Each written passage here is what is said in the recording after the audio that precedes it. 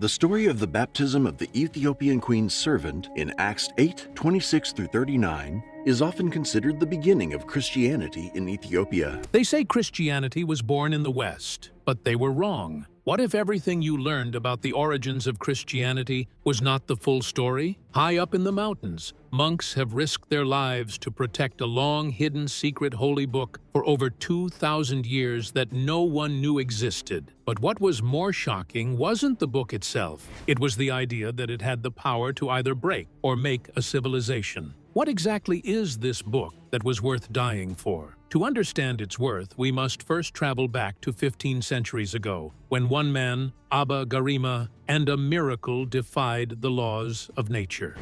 The legend of Abba Gara. High up in the rocky peaks of Ethiopia's Tigray region sits a place that feels frozen in time. This is the Abba Gara Monastery. It was built way back in the ancient days for a specific reason. For over 1,500 years, the monks here have been the guardians of two ancient books known as the Garima Gospels, choosing a spot so deep in the highlands that it would be almost impossible for the outside world to access. The story of how these Gospels came to be is not just a piece of history. It is a foundational legend, passed down from generation to generation. The monks say the books were created by their founding saint, Abba Gara himself. He was one of the 9 saints, a group of holy men who traveled from the powerful Byzantine Empire to the kingdom of Aksum in the late 400s. They came to spread their faith and establish a deeper monastic life in this powerful African kingdom. They built churches, set up the rules for monks, and changed the culture forever. And Abba Gara was a major player in this change. Their influence was so strong that they are still revered today as the fathers of faith in the region. Legend has it that Abba Gara was a man on a mission.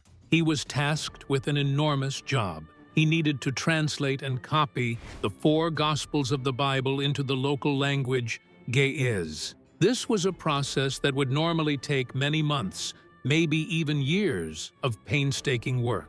But the story tells us that Abba Gara was so focused, so dedicated to his holy task, that he prayed for more time. In a miraculous answer, God is said to have stopped the sun from setting. For 1 full day and night, the sky remained bright, giving Abba Gara the light he needed to complete the entire manuscript without a single break. This story might sound like a myth to modern ears, but that myth served a very real purpose.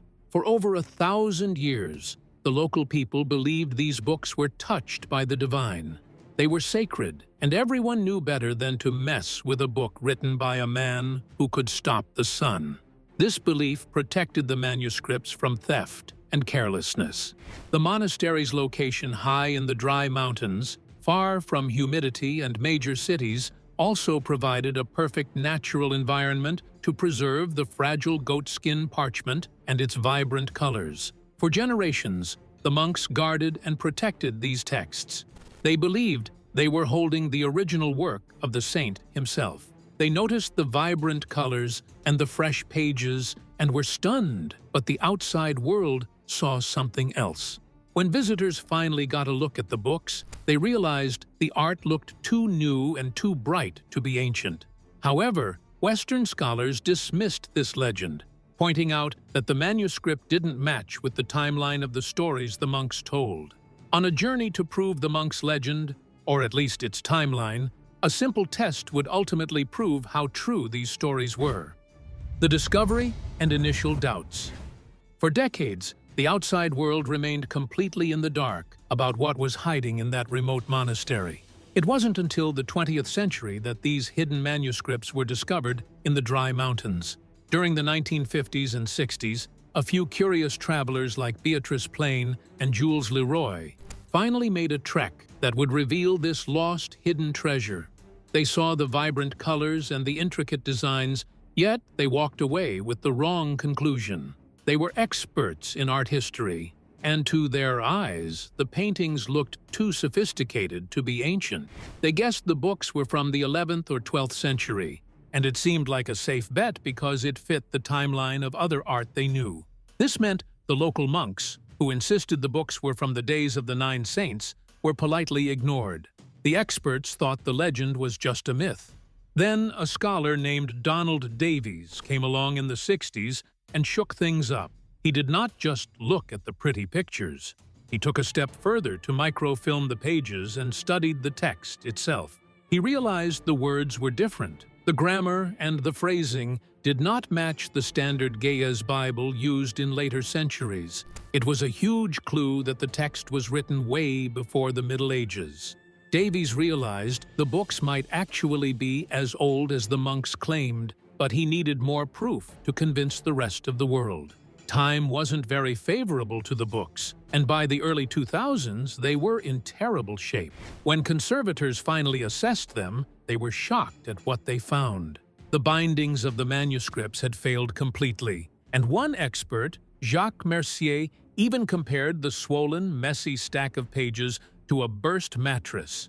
From the look of it, the ancient goatskin was cracking, and the pages were detached. The very history they wanted to study was crumbling to dust. The Ethiopian Heritage Fund saw it as an emergency and launched a rescue mission.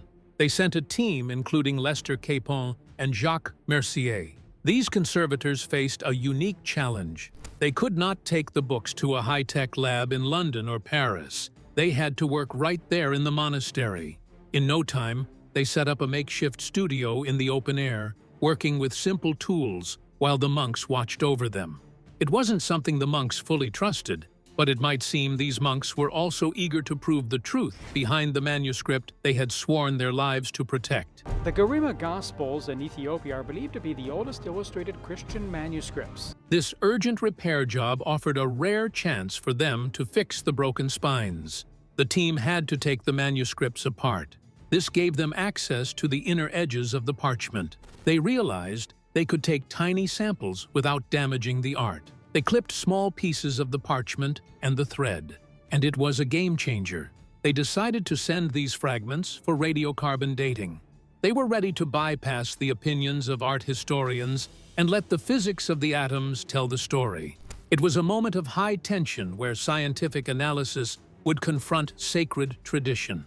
The results from the Oxford laboratory didn't just confirm the legend's antiquity. The results were shocking.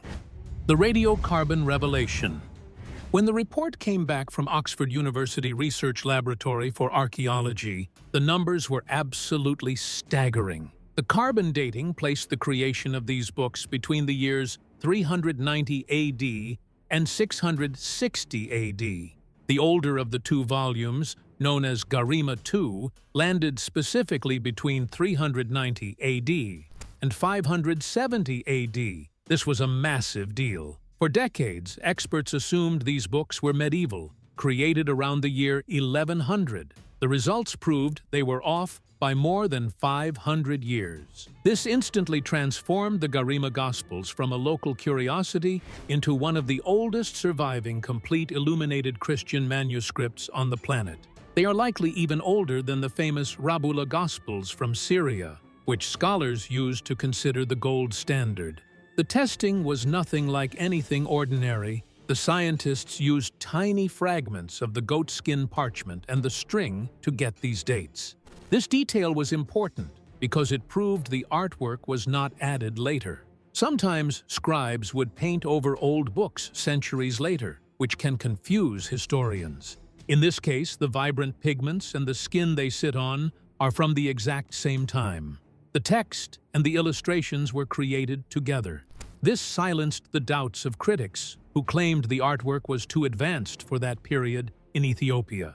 This discovery completely flipped the map of early Christian history. For a long time, people viewed Ethiopia as a distant player on the sidelines of the faith. These dates prove that the Axomite kingdom was actually a central custodian of Christian culture right from the start. It is wild to think about the contrast here.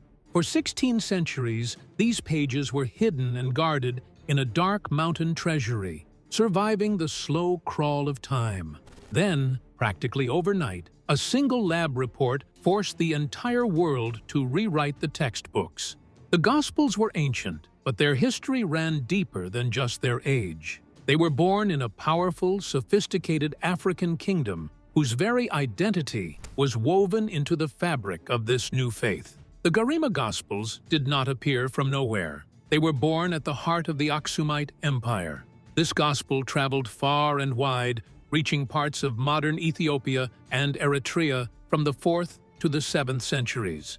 While parts of Europe were struggling through the Dark Ages, Aksum was thriving. It was a center of trade and culture that connected Africa to the rest of the ancient world. This kingdom was one of the very first nations on earth to make Christianity its official religion. King Ezana, the ruler of Aksum at the time, made the decision to convert to Christianity, which was a monumental decision in the middle of the 4th century. He did this way before most of Europe caught on. This established a unique Christian tradition that was totally independent of the church in Rome or Byzantium. The gospel was preached in Ge'ez, and it was evident in the beautiful columns on the pages of the Gospels.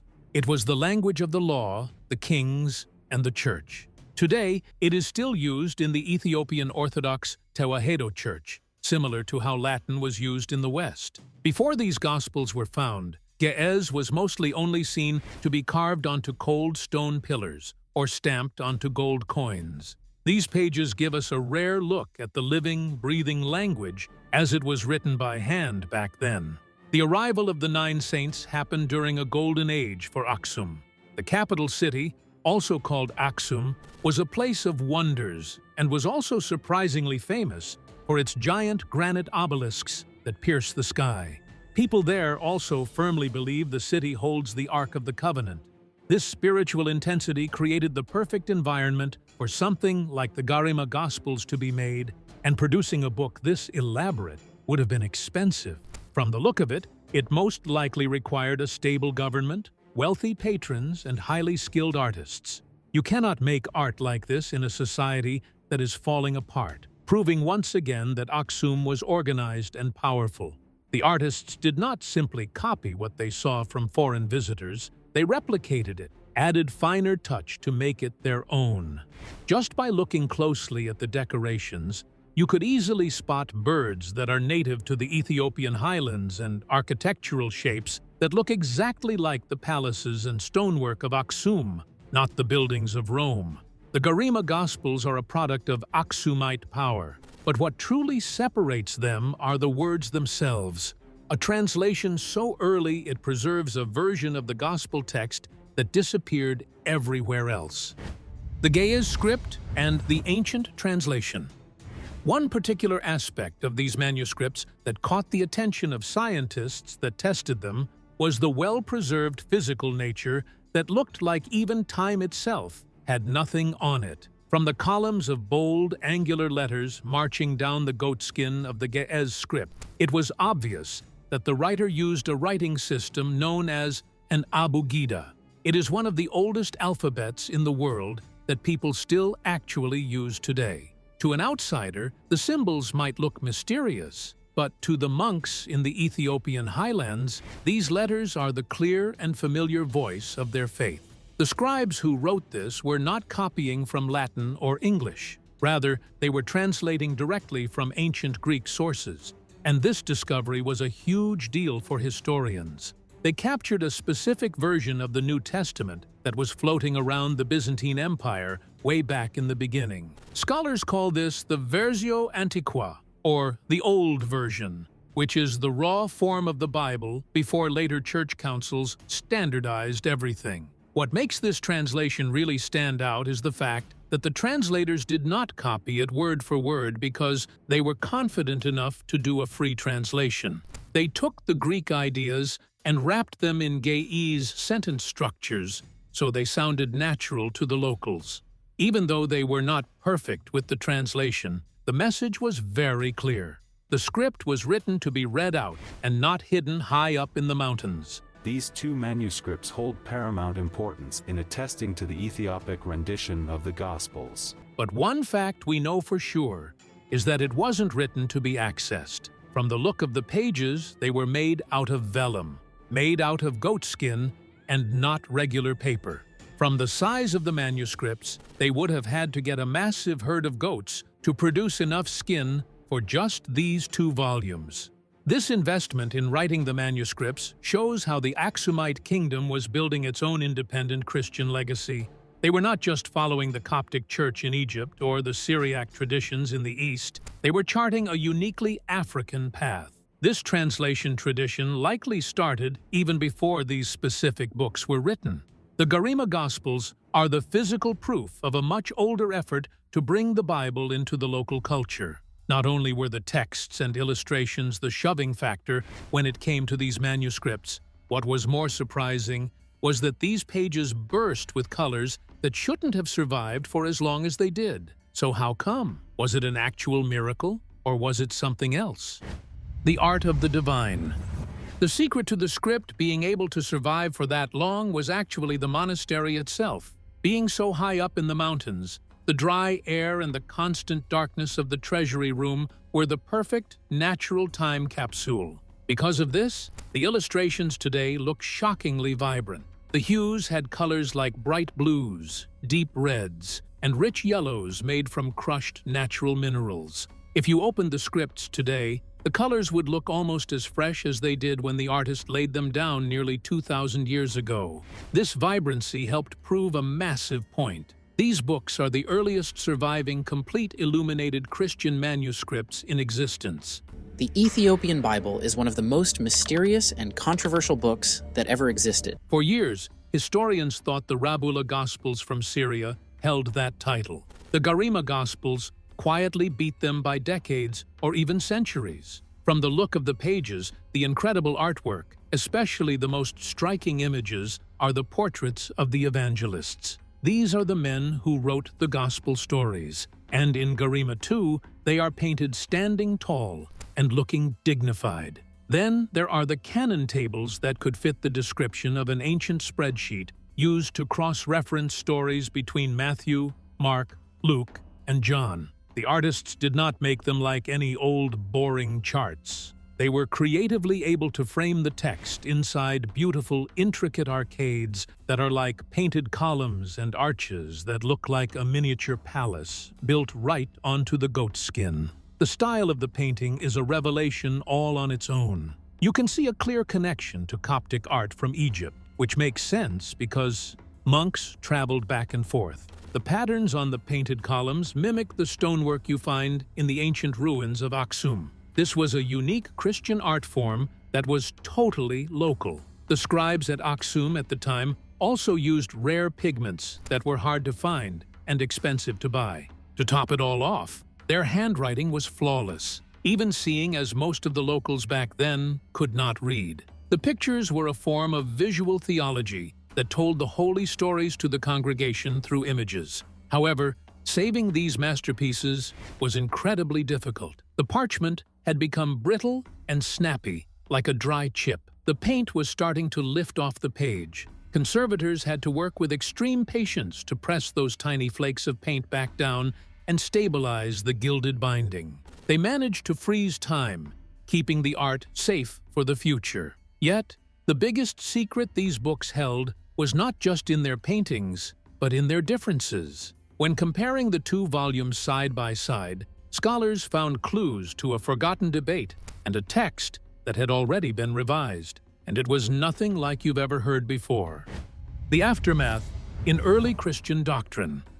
You might assume that 2 Bibles found in the same monastery and written around the same era would be identical copies of each other. That would be the logical guess. However, the Garima Gospels threw a major curveball at the researchers. When experts began reading the Ge'ez text in Garima 1, both in terms of the liturgical language Ge'ez and the majority spoken language called Amharic, and compared it to Garima 2, they realized the wording was significantly different. They both tell the story of Jesus through the 4 standard Gospels of Matthew, Mark, Luke, and John. Yet the way they tell it varies, showing there was no way they were copied from each other. This gap between the 2 books is actually a massive historical clue. It suggests that the translation work in Ethiopia was alive and moving. The scribes were not acting like mindless human photocopiers. Instead, the Ethiopian church was actively fixing, polishing, and refining their holy book way back in the 5th and 6th centuries.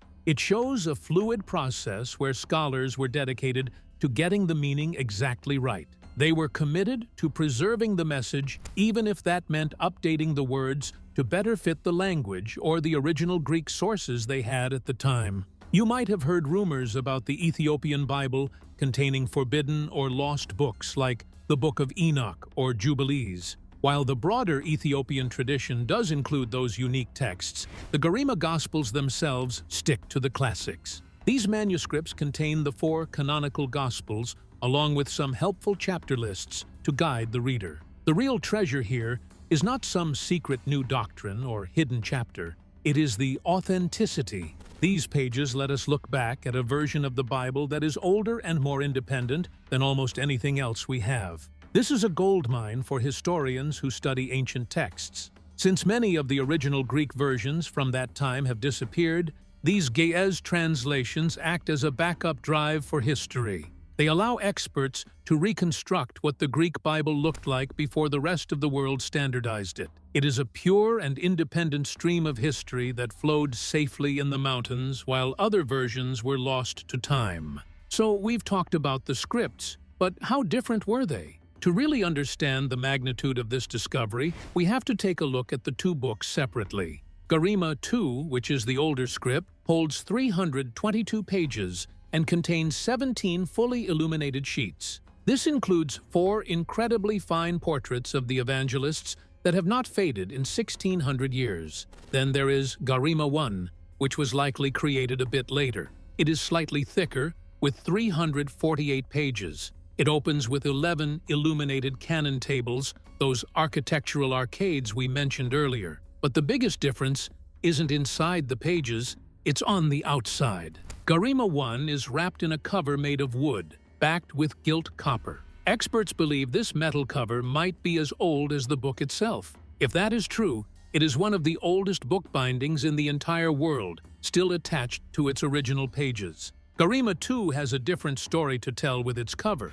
as it is bound in shining silver gilt. However, this cover was added much later, probably around the 10th or 12th century. This tells us that centuries after the book was written, people still valued it enough to give it a precious, expensive upgrade. It shows a long timeline of love and care. But things got a little messy over the years. At some point in history, a third, much later text, which scholars call Garima III, got mixed up inside the binding of Garima II. It was a chaotic jumble of pages from different eras stuffed into one cover. The modern conservators had to painstakingly separate each of the pages, trying to figure out which sheet belonged to which century, and put them back in the right order. By merely looking at the handwriting, it is obvious that the writers of the scripts were 2 different people. For over 16 centuries, the Gospels have faced the ultimate test of time. Their survival is a miracle of geography and faith, as well as a story of preservation against the tide of history. Centuries of stewardship. Most delicate things from the ancient world did not make it to us. They burned in fires, rotted in damp basements, or were stolen by conquering armies. The survival of the Garima Gospels is nothing short of a statistical anomaly. For 1600 years, the Horn of Africa was not exactly a peaceful neighborhood. The region saw the rise and fall of empires, but most especially, it endured the sweeping Islamic expansion between the 9th and 14th centuries, which reshaped the religious map of the area. Later came brutal civil wars and the terrifying arrival of Italian colonial forces looking to claim the land. Through all the smoke and chaos, these 2 books remained safe. The secret weapon of the Abba Gara monastery was its location. For most of history, the only way to reach the front door was a difficult hike on foot. Armies and looters generally stick to the easy roads. The mountains acted as a natural shield that kept the outside world at a safe distance. Inside the monastery, the monks treated these books with a reverence that went beyond standard respect. They believed the Gospels were the living spirit of Saint Garima himself. This devotion was tested in the 1930s when a massive fire broke out and consumed the monastery church. More than 20 nuns have had to run for their lives when a massive fire broke out at their historic monastery in northern Italy. In a moment of panic, the monks did not run for their own safety. Rather, they risked their lives running into the burning building with the sole purpose of grabbing the Gospels and carrying them out of the flames. That split decision is the only reason we can study them today. The environment also helped too. The monastery was the perfect place to store an artifact like that, made out of organic material from rotting. The goatskin parchment and the natural paints sat in the dark, unaffected by humidity or sunlight. It's also unbelievable to know that the door to this monastery had no locks. There was a belief that anyone who looked at the Gospels without permission would drop dead.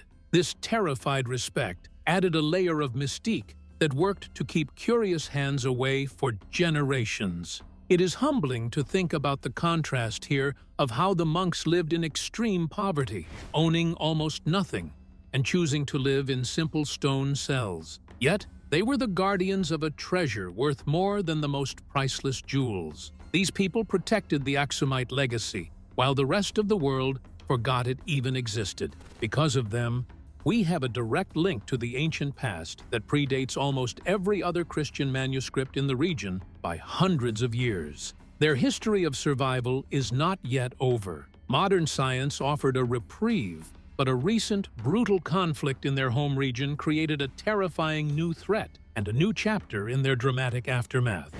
Saving a priceless treasure.